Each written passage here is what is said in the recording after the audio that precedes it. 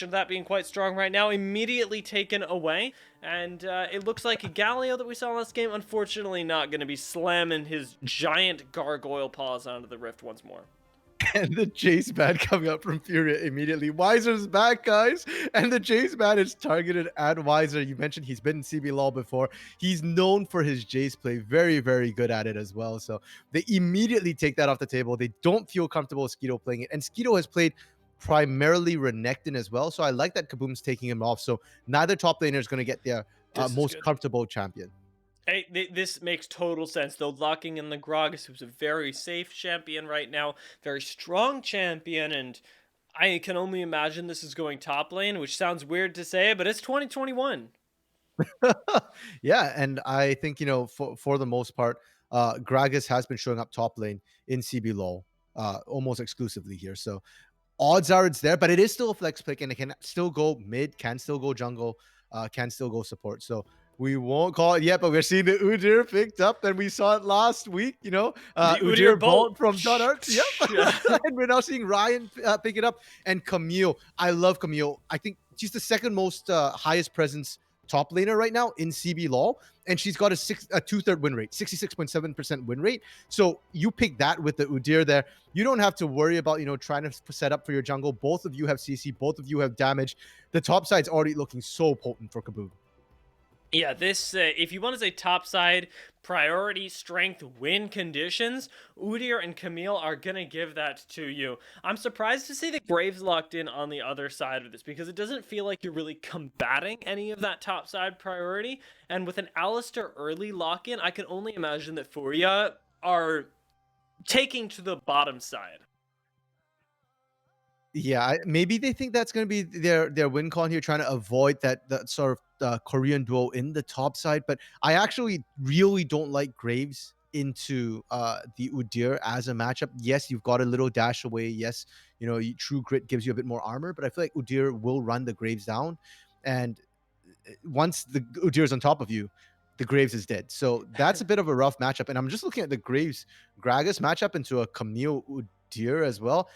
That's not a winning duo either. So like you said, you know, maybe they're looking potentially down for the bot side. And I'm so happy with the Seraphine ban. The Seraphine ban came through for Furia. I hated Beanie on Seraphine. Yes. So it's kind of weird that they're the ones banning it when Beanie is the only one who's really been abusing the Seraphine, but I'm so glad they took it off the table. Yeah, I will take it being removed right now, because I don't want to see that pick for Beanie, and I think this is one of those things where they decide they're not comfortable playing it, but they think it's really strong and take it away from Desave, who, if he's operating on less resources, honestly would not be a bad pickup here. I like this lock-in for Everett, though, the TF giving them a little bit of global presence, and we are going to see that Rakan Alistar matchup that was teased earlier. Okay, and Akali is actually through here, is available. I don't know if necessarily it will get picked up, because I feel like it does pretty well into the Twisted Fate, but it's not necessarily something I feel like would work well with Furious comp here. And there we go. Yeah, I was thinking if they go Morgana mid, something's really wrong here. That's not, it does well into Twisted Fate in the mid lane, but it just doesn't bring anything to the team composition. Now ADC pickup, almost everything's on the table barring that Senna here. You've got to pick up a hyper carry. Kai'Sa, she'll fit the bill. I'm fine with this, because I mean, look at what you're dealing with from Kaboom. You're going to want the maneuverability of the Kai'Sa, the ability to jump into your backline, and Save seems comfortable taking that bet as he's thinking about the misfortune here. Yeah, I'm not control with this with the Vladimir. I don't think Save actually plays Vladimir, so that'd be troll pick. There we go. The Lover's Ball. This is interesting. This is good. It kind of makes sense. I like it a lot, because, you know, we talk about how you want Kai'Sa for the maneuverability, dodge out the Camille, dodge out the Udyr as well. But I actually think the Xayah is really solid into the Gragas as well. And there's not going to be necessarily a ton of burst potential. I think the Sabi is going to have time be able to pump out that damage with Weiser, with Ryan just running amok in the background. I really like the draft from Kaboom here. I feel like they've picked up so much meta strength in their first couple of picks, and then just rounding out with the Lovers bot lane, in a bot lane that they don't have to win right now. We talked about Econ. Where does the gold go? well, it doesn't have to be funneled into Desabe anymore. Lovers bot lane can play passive, can just slowly scale up. They don't have to be the ones to take over. And it'll give you a lot of nice time to have a good time in the backside, be able to throw out the damage that we know that Xayah can from safety, because the nice thing that I do like about Furia's draft is that at the very least, Udyr and Camille are going to have a difficult time succeeding. There's a lot of lockdown, there's a lot of making a melee user's life suffer. Yeah, that's definitely true. When they dive into the backline there, it's going to get a little bit rough. But I do want to point out something, though. Furia right now has the fastest average game times at about 28:52. That's a good thing if you're winning. But when you're 1-3, that means that you lose rather quickly, which is not so bueno here. So for Furia, as much as it's going to be rough to dive this sort of line here with, an Alistair, with an Orianna, with the Graves, I also do feel like if we do see the likes of KaBuM get ahead here and just run, they could just run over Furia. And Furia has already shown that they're not exactly great in those mid to late game team fights here. We'll see whether the newfound, let's call it, synergy test that needs to be had by KaBuM will be able to stand up to team fighting that we already haven't been impressed by. Furia, though, they have had their week off and will be able to have had the practice to hopefully clean up a few of those calls. I do like, and I mentioned this already, that we are getting a Gragas top side. I think that's already a step in the right direction, as Desabe is going to need to start taking the fight early. Beanie's going to regret that one. Flash forward from Professor actually burns the flash and the heal from Beanie. That's going to be a rough start here, but have they found Desabe on his own? I like the idea that damage would flash to just try and get rid of Desabe's flash as well. Although, I mean, ideally, Desabe would conserve his heal. I really am not sure why the summoner was burnt there. Panic sort of flash heal away from Beanie there, trying to gauge, didn't really recognize that damage was on the way and that they didn't quite have enough burst damage. And that's one of the things about Xayah. She's not amazing early game, unfortunately. And from the looks of it, I suspect Desabe did not start the feather pull. I think he just started the Q for more pokes. So was probably safe out of it. It should be okay as long as they don't get engaged on too heavily early. Alistair is one of the best disengaged supports early as well. So I think they'll be okay. They just need to play it a bit more carefully here and pray that Ryan doesn't try and cap the bot lane.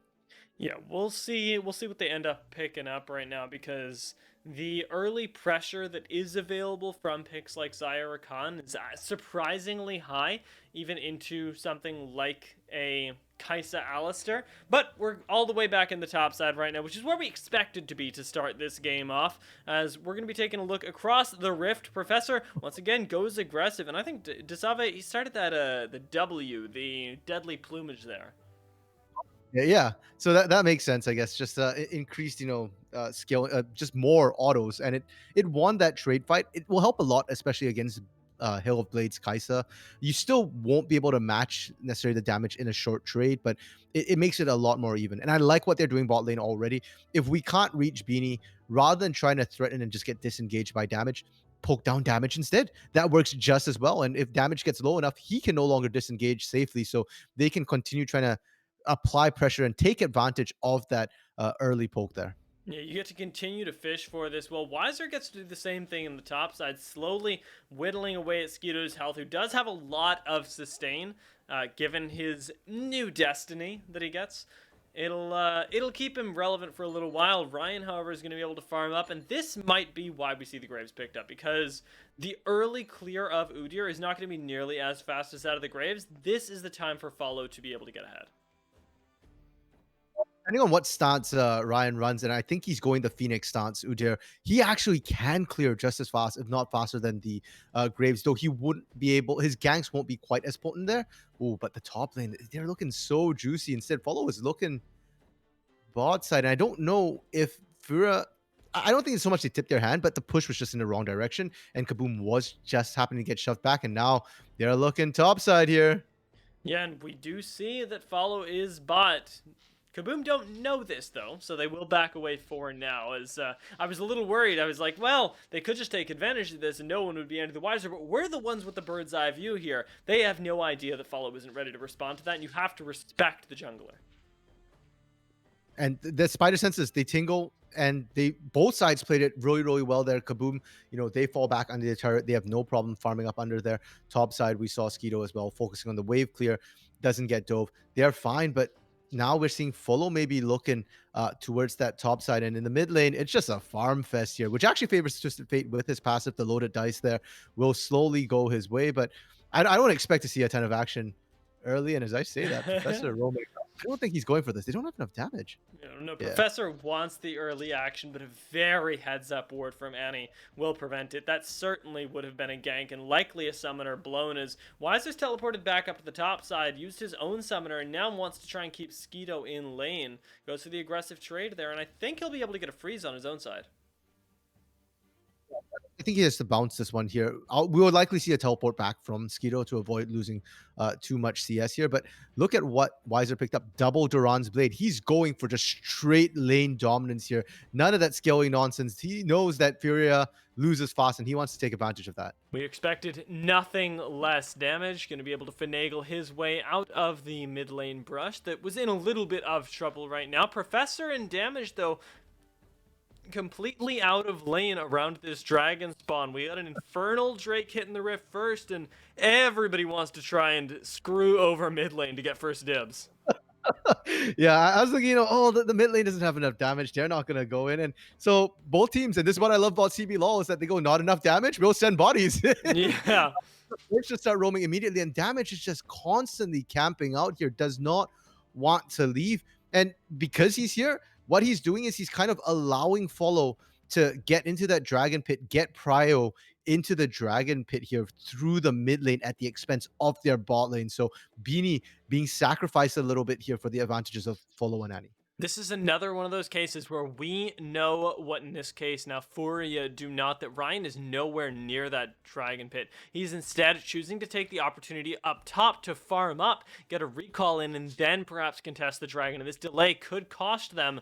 Kaboom, thinking now about going aggressive in this top side. Those Weiser has hit level 6, has the lockdown onto Skeeto, and the barrel is going to need to be on point right here. Knocks Ryan out, but flashes forward for the stun here, tanks the tower for 2, and Weiser picks up first blood, and nice turret juggling. Everett now is on the back foot, needing to flash away from Annie just to survive.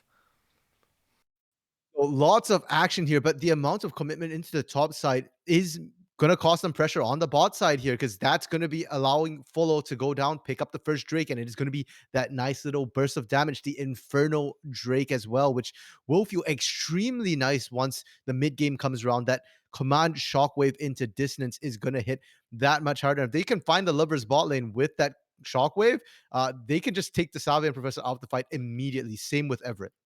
And it's worth noting that since you are giving over the Infernal Dragon, you expect to at least hard win topside, but top didn't bounce that heavily back towards Weiser, who has now been relegated to walking around the river, waiting for the wave to come back to him. Picked up first blood gold, but is at a CS disadvantage right now. So this investment in the top side hasn't quite worked out just yet. We're going to need to see a little bit more there, and that's a little bit scary when you consider what you've already given up.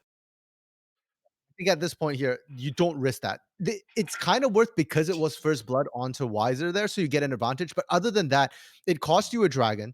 Weiser went down as well, so it's not like he got a CS or an experience difference or gain coming from that gank. I think you can just leave Weiser at this point unless Skeeto pushes out. And Skeeto's shown that he's playing very passively. He's more than happy to let the wave push into him.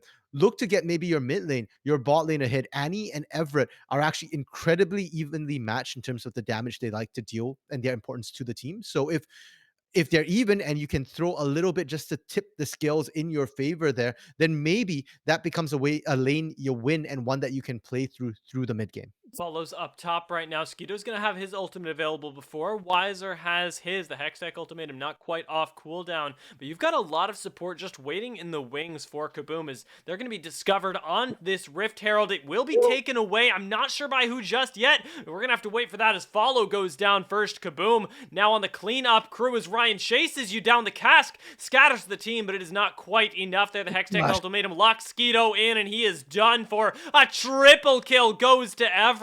And on top of all of that, it was Ryan who got the Rift Herald. Okay, we talked about the mid lane. Oh. A little bit. This isn't just tipping the scales. They just threw it out the room. Everett 3-0 right now. You got to feel bad for Annie. And we can see how this started out. First of all, Kaboom's already in the area and they don't hesitate to turn around. The early smite from Follow is just going to bite. And because they got there first, because they've got numbers advantage, this fight's over here. Annie can't do anything. The shockwave even gets beautifully flashed. Even if it does land, maybe they pick up one on the back end. I'm not even sure they actually could have finished Professor, and everything goes Kaboom's way in that fight. All the burst gets front loaded into follow there, and damage can't do anything. I don't know. That was just really cleanly played. Very nice team, or let's call it skirmish focus. And that's the kind of stuff that I was worried about for Kaboom, given their changes in roster. That at least early game, they've been able to shore up for me, because that was a convincing victory in a fight that didn't look like it was going to go their way. And one of the narratives we set up was it was going to be the Koreans, Wiser and Ryan. I want to see what they bring to the table because they're so highly touted. That fight wasn't won over their superior mechanical skill. Like you said, it was the call. Turn. We burn them now.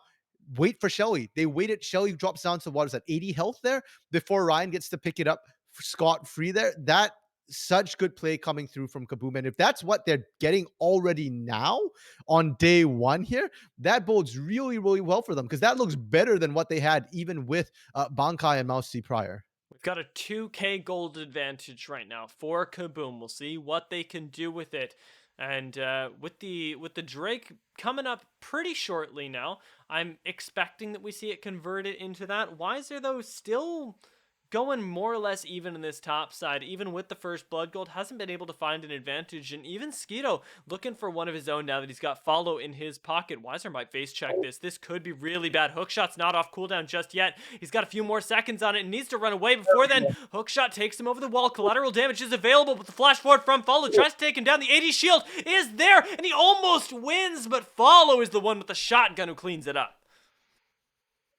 Available. Are they going to follow up? No, they're looking for Annie instead. Blood for blood.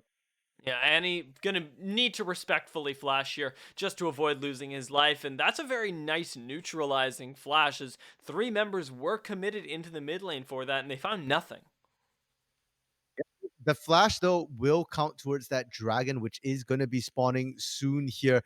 Wiser actually just going to TP right back to lane. So that's going to be, yeah, Wiser's not going to be able to join the dragon fight here. I wonder if Kaboom is just going to sack the dragon. They have vision on it here, but Everett, Ryan runs into the mid lane. He goes, no, no, no, no, no, don't touch this. And now damage in quite a bit of trouble this time. Has the Unbreakable Will, so has a lot of damage reduction that it'll make it difficult to burn through him. That's 2 ultimates now off the board, though, with Shockwave and the Unbreakable Will. You're not going to have a whole lot of tools to contest this, even with Wiser burning his TP.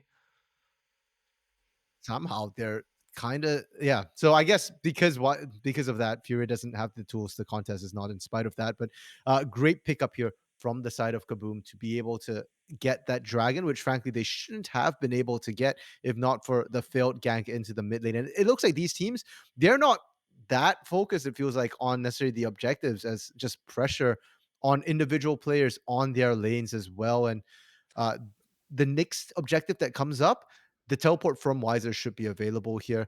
Everett will have Destiny most likely unless he burns it early. So it will be a lot more even contest, and maybe we start getting to see, an even fight because we haven't seen that. Herald dropped into the bot lane. Yeah, this was awkward at best. I'm pretty sure it was another one of those. Ryan has found himself in a position where he wants to use the Rift Herald, but just doesn't quite know where to put it. Now, though, you're trying to make that work, and you use the Destiny to the bot side and take down Kaisa. You'll take those every day of the week, especially if you get a free Skeeto along with it. Very nice flash from Ryan, cuts him off, and then they just get to burn through him as Furia Skeeto is no more. Here's Skeeto showing up. I'm here to party. The party's already gone, and that was just a free kill they gave over there. Damage is playing a dangerous game here. He is safe, but he didn't have sufficient vision. But this should be first turret, I believe. Actually, maybe not. They don't have enough. I'm not sure if they have enough minions, but But they well, gave up Shelly for all of this. like I don't know, man. The Shelly call sometimes in CBLOL, I don't understand it. But you know what? They get kills. They win. They get a whole bunch of pressure and they don't get the turret, but they get most of the plates off. And that's a nice sizable chunk of gold that goes to Desave, not split with Ryan from dropping that Herald at least. So maybe it's worth, maybe that was the plan. We'll get it on the ADC. Yeah, I mean, right now it is another one of those games where your ADC is being rocketed ahead, but now it comes with the rest of the map as well. Divine Sunderer completed on Ryan, and actually, as we look across the board, Kaboom are the ones that do have their first mythics completed, and it's right around the spawn of this Rift Herald. The power spikes have come that much earlier. With these mythics coming through as well, like the rocket belt, pardon me, for Everett, that's key for Twisted Fate because now I expect to see really aggressive destinies coming from Everett. We've already seen it. He's using it proactively, gets there, rocket belt forward, gold card. That's instantly one target picked off, potentially getting punished. And we are seeing Professor Rome once again, but this time the Sabe is actually getting zoned out. Damage is going to stick around instead to try and recover a little bit here. I don't think they'll get this bot side turret, and they do have to be careful because there could potentially be put pressure coming in from other lanes as well here. They don't have eyes on Ryan, don't actually know where he is just yet. Wiser's trying to force some pressure on the top side by going aggressive onto Skeeto, and now Ryan's got the Rift Herald, so this should be first tower falling. Instead, looking for Skeeto, will turn away, drop that one right under the tower, and should be able to secure first tower before we do see Furia able to respond that way themselves. It looked like a really nice play, but unfortunately, the topside focus is going to be too strong here for Kaboom. First tower will fall, and it doesn't even look like Kaboom are going to lose theirs towards the bot side. Even with 4 members here, that wave clear is too good. Skeeto has to go in on this, has to clear Shelly. There we go. You don't want to let a second charge go off. That be painful. And with this, they're kind of losing every lane here, even in the mid lane where Annie and Everett have been so even so far. Bot side. Yep, Professor is going to end up dropping the knock up there as the flash away, or rather, Killer Instinct forward from Beanie just puts him in a bad position. Now Everett gets to show up, clean that one up with the pick a card, and Kaboom walk away even nicer in this bot side as the team fights are really going there, where Ryan hits like a tank, a turbo chem tank at that, and Wiser is no slouch either, sundering the Divine as they take down Skeeto for the 4th time this game. It's so rough for Skeeto here. He was doing so well in lane. I feel like it's after he started leaving lane to try and make plays, that's when everything started falling apart, and he just can't find pressure anywhere. And Ryan finally gets the kill after the amount of investment they threw into the top lane. I'm glad to see it's starting to pay off. Wiser is starting to pull ahead and able to apply pressure. And the point I was making before, they're winning every lane. Where does Furia look to try and make a comeback? Because I feel like the longer they sit in lanes, the worse it is for them. You've got a team fighting composition, or you've got the tools to have a team fight. I think that's where you look at when you're losing your lanes. You're probably going to lose any 2v2s or 3v3s. Yeah, it's kind of rough right now. It's tough spot for Furia, who have a decent amount of scaling on their side, but no real way to access it right now. Because if we look across the board, there's no early spikers here. There's no early pressure that comes out from this roster. It is a reliance on you surviving and being even to be able to continue to team fight. And when you're down 6,000 gold at this point here, you're not really at a point where you feel comfortable, going toe to toe. And I feel like their vision has really lapsed as well throughout the map. The last couple of objectives, they've had no vision on Dragon when it went down. The last 2 dragons, really, they've had no vision on the Herald when Ryan was sneaking it here, and they're kind of just trying to play the map a little bit blind, which is why they're not able to really take advantage of knowing when they can push. They finally get themselves first turret in the top side, but if they had better vision, maybe they could have gotten the bot lane turret as well. Maybe they can find some picks. Yeah, you're trying to play it blind, but you're also trying to play it really, really safe right now, and it's working to an extent. And that extent is limited. Annie, maybe caught out in the mid lane, will get bopped up, but that's pretty deep under the tower for a melee champion to go. Ryan will decide that it is not today that Annie will fall. Got a beautiful shockwave as well. So Jasabe has to be careful, and their base position, their recall position was kind of sketch there as well. Again, if Fury had vision, that would have been kills, but they don't have vision. They all get away. They will probably be able to punish at least the mid turret though for all that damage and poke that they managed to land before. And it's a full team reset that means that nobody's able to cover that turret. Kaboom, all 5 backing together. I wonder about that. I wonder what that call was about, if they want to try and force a team fight soon, because we're pretty far off from the nearest objective outside of something like Baron that's spawning in just under a minute, and I don't see that as a realistic objective. So that could be our first hint of a small miscommunication, as everybody is wiped off the rift at the same time. Now though, they might have found that play in the mid lane. Ryan goes for the stun but gets double knocked up there, and KaBoom are being burned through. Professor tries to come to the rescue but doesn't have the knockup to do so. Ryan is too tanky at the moment, will be able to walk away slash run away in that miraculous bear stance, while Tasave cleans up a tower. So you know what? You take those as KaBoom. Oh man, for Furia, I understand like the focus on trying to kill everybody there, and it would have been even better if they could get Everett, because Everett just built the Magi Soul Stealer as well. So if you can wipe out his stacks, that's great. But unfortunately, Tasave was just left there, and I think if Tasave had joined in on that fight looks a lot more different, because Tasave can do a lot of damage right now with that Kraken Slayer, with the Essence Reaver completed. You know, he can just shred through people in a little corridor with that blade caller just slicing through everyone there. So as good as it looked for Furia there, the caveat is that that was a numbers disadvantage under turrets in their jungle. And that's going to be tough to come back from, especially now that your jungle isn't going to be yours anymore. You've got the mid lane tower falling. You already mentioned their vision falling a little bit behind, and there are inklings of them trying to bring it back with the double control ward around the mid lane river, but it is not anything significant when compared to the clear vision that we do see KaBoom having right now. And we'll see. We'll see how Furia choose to navigate these next few minutes, but they're going to be crucial in trying to find some sort of way to contest the dragon, keep vision on the Baron, do all of this while behind 5k gold.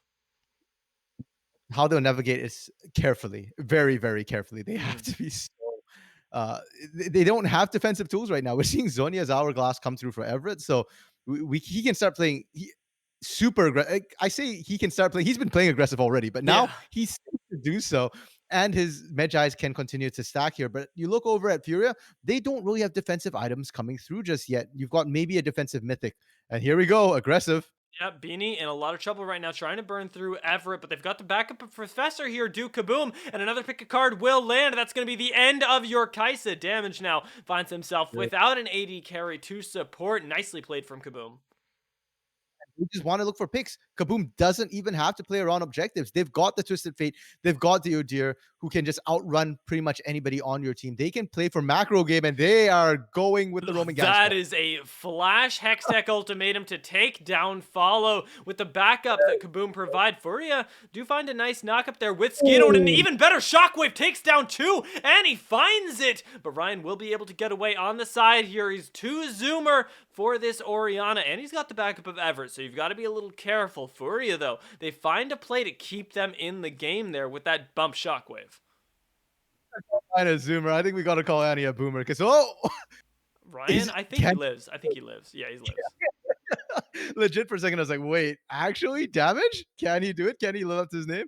Yeah, if you're gonna call Ryan a zoomer, Annie's got to be a boomer there. That was a beautiful shockwave, and the damage coming through, that was just nutty. That fight should have been a complete lost cause. So right away here, the short range Destiny hop to find Beanie, that's just nasty. You need to start getting cleanse or QSS or Mikhails. If not, they repeat this play over and over again here. And with so much mobility on his side, it's so difficult to outrun that Twisted Fate. He's running Unsealed Spellbook. He can look for the ghost. And here is the scary part. Rather than watching that, look at the mini map. Look at Ryan and look at a Professor coming up here. Instantly, it was communicated. Weiser dived 1v2, knowing that his team would be right there. They're able to follow up. And then here comes the beautiful 3-4 man shockwave there. They catch three, and the damage, they're already all almost dead. And then Ryan has to just kind of run away. But this is why Annie has been the bedrock of Furia and why he does the most damage on his team. 30% doesn't sound like a lot, but you're doing 1/3 out of 5 members on your team. Yeah, and it's ever so clear there, as it was backed up by a nice bit of CC that at least Skiddo is able to provide right now, but he's not able to provide a whole lot more. And we see that with the confidence that KaBoom not only take down him, but then turn onto the dragon. They know that even though they quote, lost that team fight or lost a little bit of gold to Annie, that's not the end of the world. And they're able to continue pushing this advantage. Save burning through this tower right now with the help of Ryan and Professor. Might even burn through Skeeto, but they think they've learned their lesson, and that cask is going to seal the deal. Cass trying to save Skeeto actually just completely disengaged Kaboom. Annie, no chance to get another beautiful shockwave because they all got split up there. And Everett actually used the Destiny there, did not even use R2, just R1 to get vision to know where to collapse. And Kaboom, they don't need to fight around a major objective. Like I said, they can force lanes. That wasn't even rotation. That wasn't really macro as we understand it. That was kind of brute forcing it with good vision. And that's all they needed. Yeah, very, very nicely done. And Kaboom looking quite confident right now. Weiser, the most confident of them all, has been basically alone all game. And the 1-4 looks very, very clean right now. With the small advantage that Weiser was given, he's been able to translate into basically Skeeto not being able to play the game because he's also your entire utility for Furia. Yeah, and I almost feel like it's not just a Wiser v Skeeto situation where he got 1v1 outplayed. It's not like, Hmm. what we saw say from like FNB last game. It's a team-wide effort that they're allowing Wiser to make sure that Wiser gets gold, and they're a kind of a beating up on Skeeto a little bit as a team, making sure they have numbers advantage they can punish. And uh Wiser in these team fights, not the biggest entity. He's sort of that split push threat, that split push pressure that they can apply right now, and he's in a good spot. Ryan has actually, I feel like, been more in these team fights, Hmm. finding kind of just bum rushing people there with the bear stance. And then if he's in the team fights, Phoenix stance is able to pump out damage. And he doesn't die either. I mean, look at this. He gets caught out on the side there by two members and doesn't go down at Okay. all. Skeeto, though, on the other hand, is being chewed through. Ryan, the focus now gets bumped back in and finally shut down by Follow. The shockwave does pull Everett back into the fight. A double kill goes over to Follow, but now Weiser's in the team fight. Tries to take down one, does manage to succeed with the help of Save, who doesn't find the pullback, but there are three very low members of Furia here. Weiser focuses on to Follow instead, eats the collateral damage and has to back away. Such great mechanical play from both of those teams. I think Ryan got a little bit overconfident, and I can see why. I mean, his Udyr just wasn't dying. That's his first death of the game here on a kind of suicidal Udyr who's been running around in the middle of team fights. But this time, I think he overstepped a little bit too much, goes down, and it's a testament to the strength of Kaboom that they lose two and still manage to zone out Furia. Furia gets nothing off the back of that fight. I'm very. Mm, I'm still impressed, I want to say, for the way that Furia played it, because even though they didn't get anything, they do manage to keep that gold gap a little bit closer. They're still sitting at around the 5K mark that they were about 5 minutes ago before the game exploded in Kaboom's favor. It's still an advantage for Kaboom, to be sure, but Furia at least keeping this even, keeping it interesting right now. And I'm happy that they are, because the longer this game goes on, the more Annie becomes a tangible threat. Because Oriana, she's not going to blow up your team with the level 1 shockwave. It's really around that level 16 shockwave with multiple items under her belt that is going to be a time when Annie can step up and take the game in his hands. This point already, Annie's really hitting hard. Saracen Hmm. Brace, Tempest, and level 2 ultimate already chunks quite a bit. The next item looking like a Zonia's. Zonia's adds quite a bit of damage as well. We always think of Hmm. it as a defensive item, but we have to remember the defensiveness comes from the decent armor stat and the active. There's still AP scaling on it as well. So it's a great pickup to continue adding damage as well. Kaboom, if they can avoid that though, I feel like they're in a really solid position. They found damage. Yeah, League of finding damage here. Gets rooted up, gets knocked up, but will be able to get away as Ryan overcommits, does manage to take him down. Professor, the Ignite doing that last tick required. Kaboom now own your jungle with no real source of engage. Skeeto trapped in the bot side. They've got the run of the rift. Turn and burn for Baron now. Teleport is available on Skeeto and Annie, but have they found Wiser? That was a great dodge, but it's not quite enough with 5 members committed there. The Destiny gets used as well, but it's not going to be the Baron call for Kaboom. It is instead this Dragon where they lie in wait for the face check. If when Wiser was up and able to apply pressure, that's when you go for Baron. But once Wiser kind of got caught, got punished there, it's the right decision, the good call to switch for the Dragon. You can turn and burn that a lot easier. It's a lot safer and in risking it getting stolen there. It's so fast, bro. It's so Dude, unfair. Oh man, watching Ryan run around is pretty funny too, actually, right now. He must be having a great time. With 2 completed items, the force of nature actually is going to be huge this game. When Annie's the main threat, when Kaisa, a lot of split damage as well, a lot of magic damage coming out the Kaisa, it just negates so much of it, and the healing as well, and the shields gonna be so good. I feel like for maximum annoyance, I want to see like a Warmogs come through for Ryan. So it's like he just zips in, and if you don't kill him immediately, he just heals back up and comes back in full health. Follow could be in a lot of trouble right here. He's pretty mobile, so we'll be able to get himself out of that by using everything at his disposal. But the collateral damage is on cooldown for now, and it costs Kaboom nothing. Kind of ran at him. In fact, Everett probably could have used the rocket belt if he felt a little bit more comfortable with the damage they had to bring against the Graves. But Graves is deceptively tanky at times, so they decided not to do it for now. And we are seeing a bit of a lull state almost where the teams are playing a little bit cautiously. Kaboom has been burnt before, knows that they cannot afford to just walk in and assume they can win a 4v5. They're waiting for Wiser to push in with his minions here. That's a solid destiny right there to check where everybody is, especially because Wise is pushing in the bot side. They want to make sure that same thing doesn't happen as before, where he gets collapsed on by 5 members. And Wiser, happy as you like, is going to keep pushing in this bot side. Now it could be that Baron play that you're looking for. Good. Okay. We're fine. We're fine. Everybody's friends here. Yeah, I mean, Udyr wants to collect a cow stance as well, or a bull stance. It's one stance he doesn't have yet. So, I mean, he's going hard for damage this game. I am a little bit confused when we talk about Udyr. I mean, I get tiger stance, I get turtle stance, but I don't think of bears as running particularly fast. But it's his fastest stance. It seems a little. Even Phoenix stance does ring true to me right now. Furia, though, are going to be trying to make this Baron contest work. There's a teleport in here. Double teleports actually channeled. Kaboom want to fight, but Professor is a little bit off to the side here, gets interrupted on the battle dance, but Wiser decides to be the initiator here. Now Professor gets to run around with the charm. The shockwave doesn't turn the fight quite fast enough here, and Annie goes golden. Does manage to get away over the wall, but gets stunned, and Everett flashes on him to finish him off. Finishes off Follow as well, and the cleanup crew is in full effect here as the gold cards keep coming in, and Furia keep falling one by one. Skeeto, the last one to be taken down by his own lane opponent. The ace comes in for Wiser, and Kaboom don't even look at the Baron. They look straight down the mid lane. I don't think they can necessarily end off of this. It's 20 seconds, I believe, before Beanie's back up. They can push and they can take Nexus starts, and they can fall back onto Baron as well. They burn it. They think they can win. Can they? Maybe. I mean, there's a lot of turret damage here, and they do have the minions. That's going to be close, but Kaboom look like they want to finish off game 2 of the day right now, and they will be able to. Taking down the Nexus, and Furia have got nothing to say about it. Wiser with the last hit will make this a Kaboom